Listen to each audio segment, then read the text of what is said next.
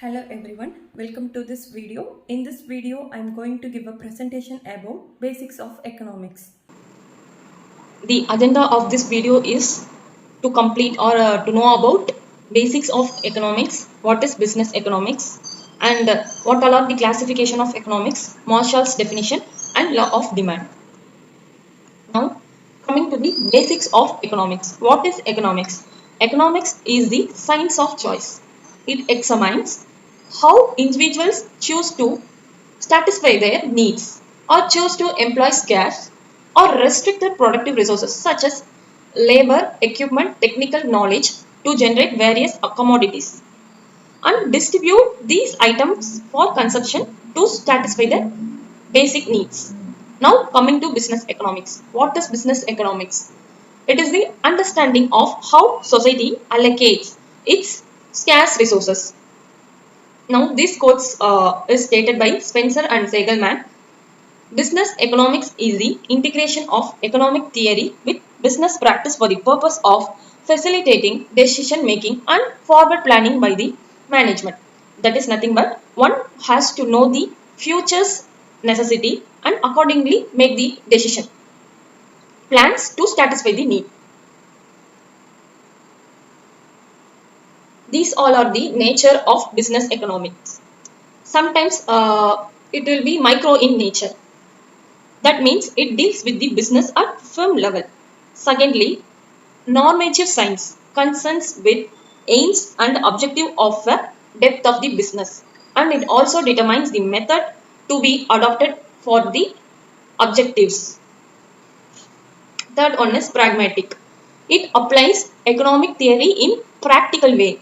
Fourth is decision making. Nothing but one has to know about the future and accordingly plans and correct decision to make for satisfy the needs. Fifth one is macroeconomic. Even though business economics has the nature of microeconomics, it is independent of it is also dependent of macroeconomic. It also uses macroeconomic approaches frequently. Certain matters in macroeconomics like business cycles, public finance, national income, etc. These all are the scope of business economics.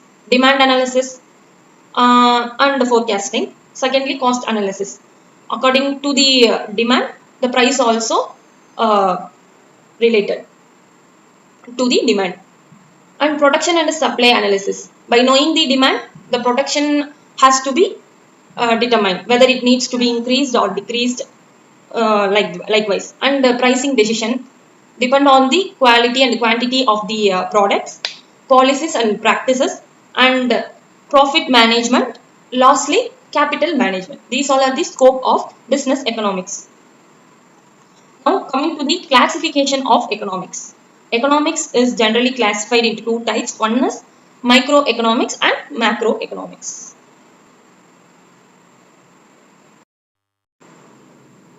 Now let us know in detail about what is microeconomics and macroeconomics. Coming to the microeconomics, it is an area of economics concerned with the behavior and actions of individual entities such as markets, business, household, etc. Now coming to macroeconomics, it is a branch of economics that deals with overall behavior and overall industry and performance of entire economy as a whole. For example, it speaks about aggregate demand, aggregate supply, inflation, foreign trade, etc. These all are the difference between the micro and macroeconomics. Coming to microeconomics, it studies individual income. That is a household. For example, household, small markets, likewise. Macroeconomics deals with the centralized level, studies the national income, and secondly, analyzes demand and supply of labor.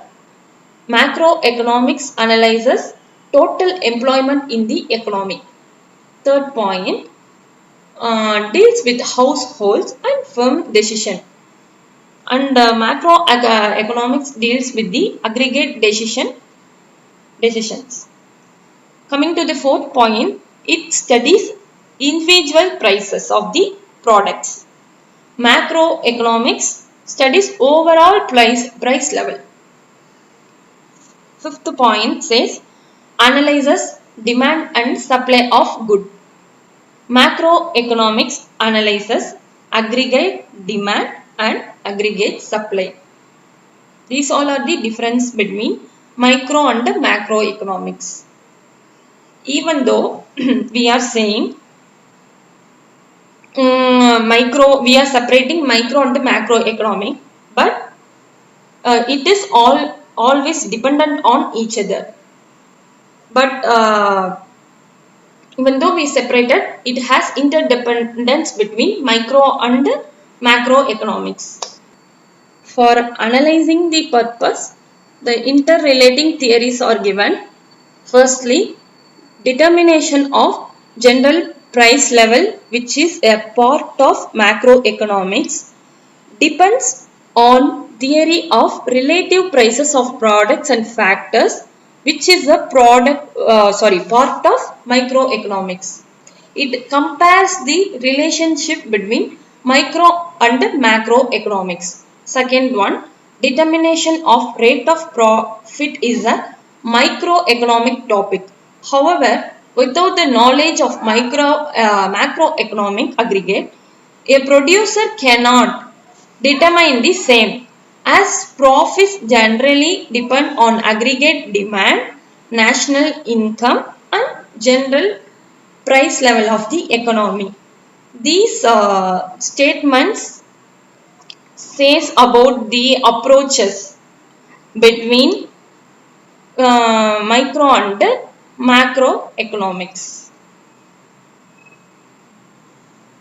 Now coming to the economic laws, what is meant by the economics law? A law is an explanation of unchanging relationship among the events, which is always true under the set of circumstances. Now coming to the Marshall's definition. Marshall's statement of economics law. Economics laws are statement of economic tendencies or those social laws which relate to those branches of conduct in which the strength of the motives chiefly concerned can be measured by money price. It can be inferred from this definition. The economics laws are inferred from this definition, that are statement of economic tendencies, social laws concerned with human behavior. Now coming to the characteristics of economic laws. These laws are the statement of economic tendencies, which are essentially hypothetical statements, and it is qualitative but not quantitative. Economic laws are relative. Laws of economics are more exact than the any other laws of social sciences. Before going to see about the law of demand, now let's know about what is meant by demand. Demand indicates how much a product consumers are both willing and able to buy at each possible price during a given period, others things remaining constant. These demands have three essentials. One is desire for a commodity. Second one is purchasing power, that is ability to purchase the commodity. Third one is willingness to purchase. The term demand is mainly concerned about these four terms. One is desire, price, point of time and usage, that is called utility. Now desire talks about the willingness of consumer to buy a product. Price is unless the price is stated, the commodity has no meaning.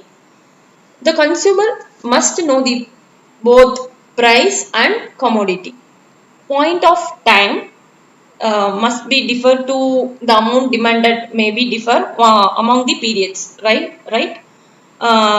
According to the week, according to the market level, it may price may vary. Coming to utility, demand depends upon utility of commodity. A consumer is rational and demands only those commodities which provide usage. Demand can be also expressed as demand function, demand schedule and demand curve.